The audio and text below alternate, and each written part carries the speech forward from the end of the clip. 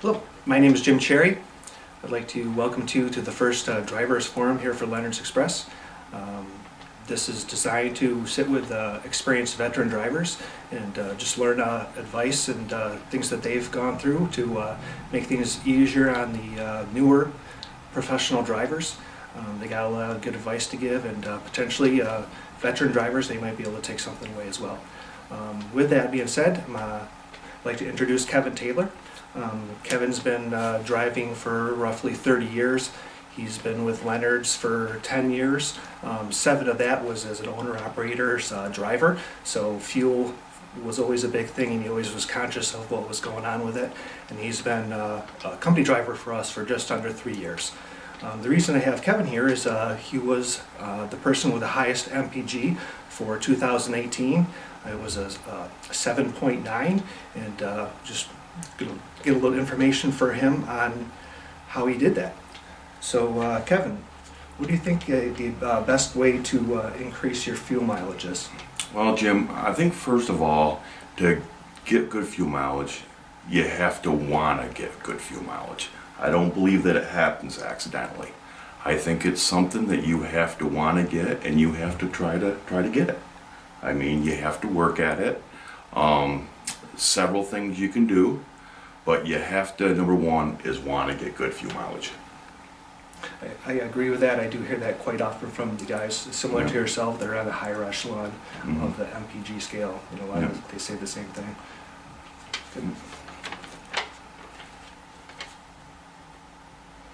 What things do you think are the biggest influence on your MPG?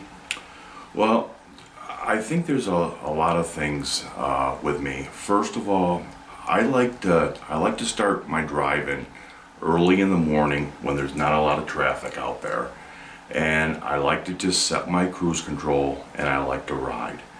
And you know what I'll do is I'll go ahead and get on a flat piece of land, and I'll set my cruise control at 65, and I'll look at the fuel as I'm driving.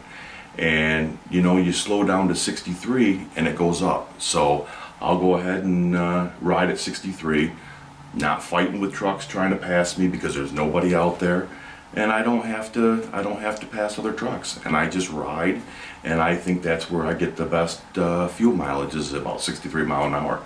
I understand that there's a lot of drivers that can't do that because they got to go, but I drive to California, and so losing an hour and a half or 2 hours going to California doesn't make a bit of difference to me. It's not going to get me an extra load, so it doesn't hurt me to slow down a few miles an hour. Right. And last year I believe you had 142,000 miles. Mm-hmm. Pretty good year. And when your driver advocate Mara, when I asked her a little bit about it, she says you're one of her main go-to guys. So you get it there on time, and you get it there safely. So that's great. One of the things is some of the drivers have automatics, and they play with the toggles when they're going up the hills to try to maximize doing that. What do you do, or do you just let it ride? No, I just let it ride. I know when you're going up the hill you can downshift, but I don't do that. I'm a firm believer that the truck doesn't make a mistake, and it shifts where it's supposed to shift. And I let it shift where it needs to shift, and I just sit and ride. I mean, I let the truck do the work. I guess I'm a little lazy that way, that I'd much rather drive an automatic than a manual, because I just sit there and ride and let it shift on its own. I think so. I think you've had an automatic for a year now.